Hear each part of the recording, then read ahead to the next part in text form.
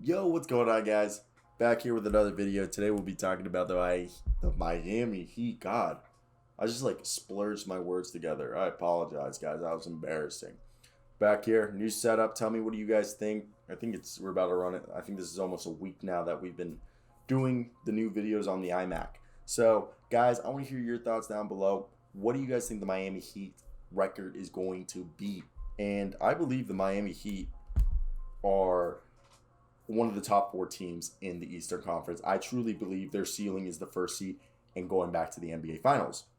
Now, are there some things that are keep impeding them from being able to do that? Obviously, there's always things that are impeding every team from being the best possible version of themselves.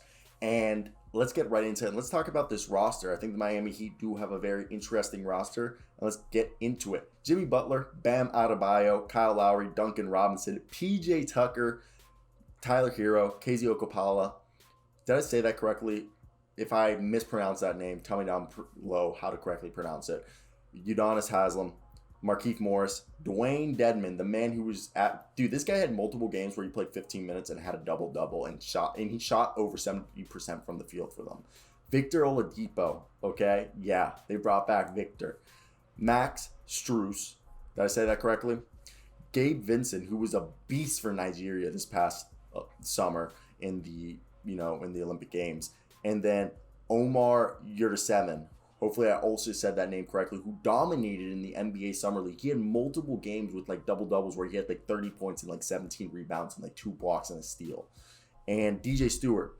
And hopefully they have 15 players on the roster and they have no guys on two-way contracts. Okay, and I hopefully they bring Marcus Garrett. I'm a KU guy. I go to KU, so I love Marcus Garrett, and he had multiple games where he had 4 or 5 steals a game, and he was averaging like 60, almost 70% from the field. Yeah, he shot like 20 or 30% from three, but he would be a great guy for them to have on a two-way deal. Defensive stud, 6'6", okay, can handle the ball.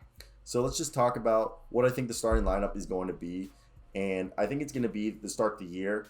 Obviously, Kyle Lowry, the starting point guard. And next to him, I could see Duncan Robinson being the starting shooting guard with Jimmy Butler at small forward. Then you go up power forward. I think they're going to go at power forward, maybe PJ Tucker or Markieff Morris to stretch the floor, and then Bam Adebayo as the starting center with Dwayne Dedman as the primary backup center and Morris and Tucker being the primary small ball centers. Probably Tucker being the first man as the primary. I could see the small ball lineup being, Tucker, then Butler, Duncan Robinson, and when Victor Oladipo gets full health, maybe he'll be there in shooting guard, but until he's at full health, I could see Tyler Hero being right there, and then Kyle Lowry. So the second unit, I think, is if it's going to be Kyle Lowry, Duncan Robinson, Jimmy Butler, probably Morris or Tucker at the power forward position starting.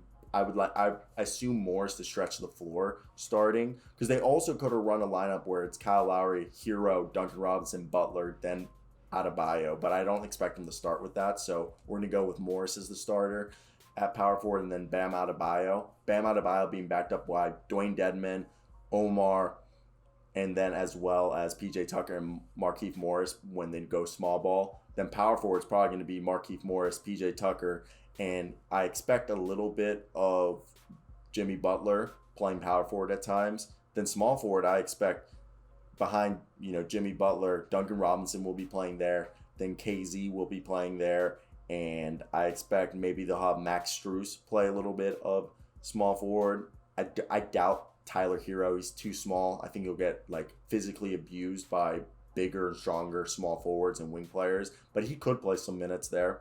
And yeah, so then when it comes to the shooting guard, if Duncan Robinson's going to start there, and if Victor Oladipo isn't healthy to start the year, it's probably going to be Tyler Hero, Max Strus, and Gabe Vincent primary playing the backup shooting guard positions. And then once Victor Oladipo comes back, he'll probably play 10-15 minutes to start the year, and then slowly move closer to 22 to 28 minutes a night. I think splitting time with Tyler Hero as the primary backups to Duncan Robinson at the shooting guard position, and maybe even sometimes Victor Oladipo will start. And then behind Kyle Lowry, it is very interesting because they do not have a typical starting point guard. Gabe Vincent is their primary backup point guard, which, yeah, I think he can handle the ball. And this is why I think Marcus Garrett could be a great pickup for them, because I think Marcus Garrett is a better facilitator. God damn. I felt that cough coming up. A better facilitator than my man, Gabe Vincent. But Gabe Vincent is the better scorer, even though in transition and attacking the rim and, drawing the foul, I think Marcus Garrett is the better player. And I really do hope they bring back Marcus Garrett. Now, yeah, I think behind Kyle Lowry, their biggest question mark is their guard position. Behind Victor Oladipo, once he gets healthy, and Tyler Hero, there isn't much depth at either guard position. Like, KZ Okpala will be playing some shooting guard and small forward, which is fine. But the point guard position is their biggest lack of depth. And then you could argue maybe even small forward. They don't have a defensive specialist. Like, it's not that you don't have a defensive specialist. It's like a guy like Trevor Ariza would have been great to bring back, but they didn't. And I think it's just, they don't have a point guard. Like, Chris Dunn would have been really cool. And Eric Bledsoe, I believe Eric Bledsoe got signed by the Clippers, okay? So I think Eric Bledsoe is another guy who would have been a great backup point guard for them. Maybe if they can get a guy like Jeff Teague, if Jeff Teague hasn't signed with anybody, he could be a low value, a guy who can come in and not do bad. But I think Jeff Teague stayed with the Bucks. So the point guard market is a little dry. If you got point guards still, point guards available, I think it's gotten very dry. It's Isaiah Thomas. I think Jeff Teague's going back to Milwaukee. Mike James isn't defensive. Dennis Smith, not really. Shane Larkin, they could, but like there isn't really any defensive guy. Ryan Arsenio or Jeremy Lin they could try to bring in, but Frank Ntilikina would be their best choice. He's a poor offensive player, but he's an excellent defender.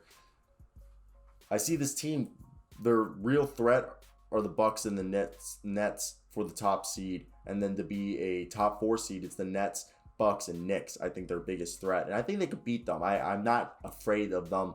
I think it could be a Nets versus Heat conference finals. I think the Bucks and Knicks are going to be the 3rd or 4th seed, and the Nets and Heat are going to be fighting for the 1st seed. Okay, this team has a 3-headed dragon, and Kyle Lowry, Bam Adebayo, and Jimmy Butler. I don't care about their age; they're still good players. So that's my thoughts right there. Those are my T's and P's. So let me hear your thoughts down below, guys. What do you guys think of this team?